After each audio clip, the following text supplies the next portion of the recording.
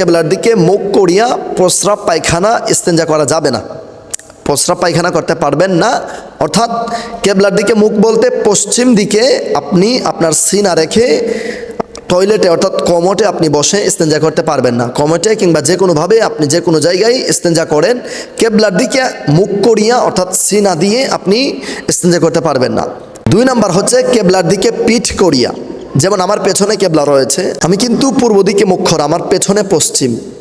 আপনারা বুঝতে পেরেছেন? কেবলার দিকে মুখ করে এবং কেবলার দিকে পিঠ করে আমি যেভাবে বসে আছি, যেমন কেবলা আপনার পেছনে, আপনি ইস্তেঞ্জা করতে বসেছেন কিন্তু কেবলা আপনার পেছনে আছে, এভাবে আপনি ইস্তেঞ্জা করতে পারবেন না। কেবলার দিকে মুখ করিয়াও না, কেবলার দিকে পিঠ করিয়াও আপনি করতে পারবেন না।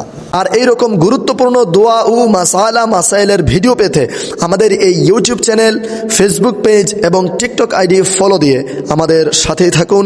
আসসালামু আলাইকুম ওয়া রাহমাতুল্লাহ।